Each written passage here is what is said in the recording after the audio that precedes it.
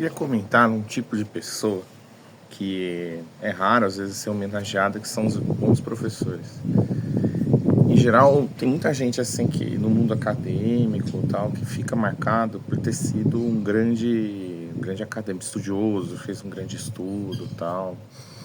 Já tem outras pessoas que são muito interessantes porque elas focam em formar gente bem, são brilhantes, têm uma formação incrível e são detalhistas nesse aspecto de despertar um interesse, a capacidade analítica e são brilhantes nesse aspecto. Queria falar aqui então de uma pessoa que acabou de falecer faz poucos dias, que é o José Carlos Bruni. Para mim foi muito importante pessoalmente, muito da minha biografia. Bruni, ele foi uma pessoa que teve um outro professor, foi marcante para ele, foi o Gianotti. E o Gianotti foi uma pessoa que ele acompanhou, né? Primeiro nas fases de estudos sobre Marx, ele traduziu, o Bruni, né? Traduziu depois sobre a influência dele a ideologia alemã, aquela tradução da Russitec, que era pequenininha, fininha, a capinha laranja, acho e branca, né? E depois, né, quando foi para a Argentina, o Gianotti nos cursos, né, essa galera que quer quebrar com o estruturalismo e criar uma nova forma de pensamento, né, ligada à interpretação do Marx, diferente, vem o Bruni acompanhar ele até lá, e depois eles voltam para o Brasil, e aí ele entra em fase analítica também, o Gianotti, né, nesse aspecto, e o Bruni traduz o Wittgenstein, né, investigações filosóficas, que não é qualquer tarefa, né, coisa boa e difícil. Com o tempo, o Bruni parece que ele vai, segundo contam, essa não foi ele pessoalmente que me contou, ele vai para a Alemanha, fica estudando muito lá nos arquivos, porque ele queria ser orientado por uma pessoa famosa, que é o Theodor Adorno, mas ele morreu e ele ficou, parece, vagando por ali, é o que me contam, né, na história. Tem umas fases bem loucas, depois ele volta, né, ele vai numa fase aí fazer o doutorado com a professora Marilena Chauí, só que ela diz que nem orientou, que ele que ficou estudando sozinho já com uma coisa pronta, né, para trabalhar, e escreveu depois a dissertação, ou tese dele, desculpa, que foi sobre o Augusto Comte. Então um cara que manjava muito positivismo, essas influências positivismo no Brasil. Como eu usei isso muito depois, quando eu fui estudar um doutorado, alguma coisa, sempre eu volto, por mais que não esteja diretamente lá, algumas concepções do Bruni nessa crítica ao positivismo, essa influência nas ciências sociais aparece também para mim nesse aspecto. Só que pessoalmente, né, tem uma coisa que eu tive um acidente na indústria química, né, contato com o Bruni direto, foi quando eu fui para Mari, né, um tempo atrás, eu tinha tido um acidente na fábrica que tinha uma queimadura horrível, eu sofri muito nesse tempo,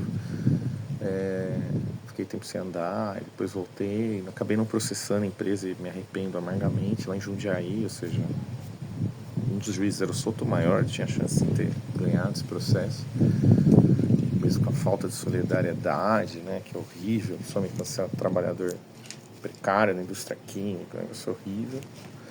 E aí eu fui vagando lá, um amigo meu falou de Marília, né? E como eu lia filosofia sem ter tido no colégio, nunca estudei porque não tive, na minha época tive educação moral e cívica ainda, no final dos anos 90. Meu amigo me levou pra lá, falou, convenceu a ir pra lá porque ele estava fazendo filosofia. Eu falei, putz, eu quero ler Kant, eu leio Kant, uma dificuldade, né, de ler Kant, tô lendo Marx, estava lendo o anarquismo, né, que me influencia até hoje, né, a sua estrutura sobre o anarquismo e contato com o movimento, pessoas tentam se organizar nisso. Estava lendo também muito os moralistas franceses, essas coleções. Eu ia atrás, eu era um leitor de sebo, né, ia atrás dessas coisas, filosofia sempre me encantou. E aí fui lá, né, fui ver como é que é um curso. Eu falei que fazer um curso superior, eu nunca tive contato, né, a família não tinha ninguém em curso superior, só um tio que não tinha contato nenhum com ele, que tinha feito engenharia, mas nem sabia. Meu avô, né, que tinha feito também mais coisas de militar, né, tal. E aí eu fui lá ver esse curso de filosofia, como é que é um curso universitário de filosofia, e aí eu conheci lá o Bruni. O Bruni já tinha passado pela USP, tinha sido professor no departamento de sociologia da USP, tinha criado a revista Tempo Social, escrevia muito sobre aspectos filosóficos, sociologia, e lá ele estava dando aula de filosofia, lá em Marília.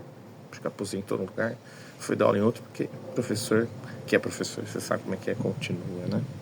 às vezes dando aula até morrer, né? Literalmente. E às vezes é isso mesmo. E aí ele foi pra lá. Tava dando um curso que eu fui lá, pedi pra ele pra ver como é que era, né? Tava lá de ouvinte, ele falou, pode entrar. Aí cheguei, entrei na sala.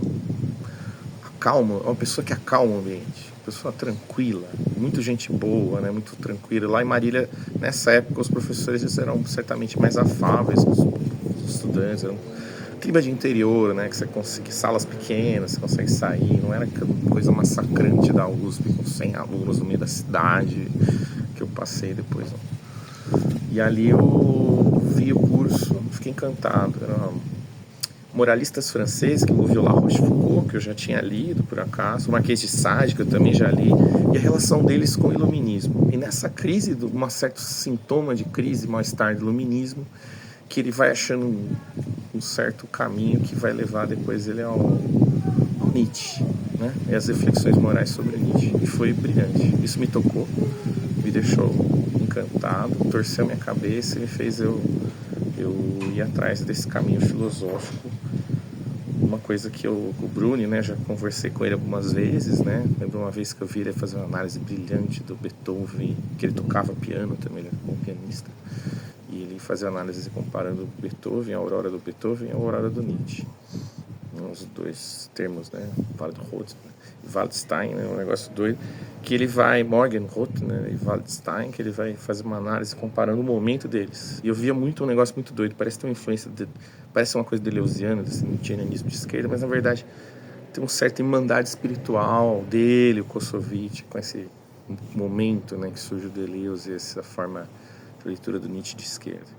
E aí tinha um rio nesse curso que eu não sabia onde ia dar, tudo, uma paisagem muito mais ampla do que aquilo que eu estava entendendo, como essas coisas se ligavam, minha cabeça em rodopio e eu encantado, apaixonado com aquilo, sem entender, né? Não entendia todo o malabarismo, a técnica de um bom professor. Até que de repente eu estava apaixonado e queria fazer filosofia. Por isso eu falei para ele, eu amaldiçoo ele às vezes, agradeço às vezes e tem hora que eu amaldiçoo porque é muito ingrata essa vida da filosofia, quanta tristeza eu já tive nesse mundo. Mas, por outro lado, toda vez que eu reconstituo aquele fio de raciocínio que ele tinha naquele curso, eu sempre volto ao encanto. Por isso, deixo aqui ao professor que a terra lhe seja breve. Muito obrigado por tudo, Bruno. É isso. Não se esqueçam dessa pessoa incrível.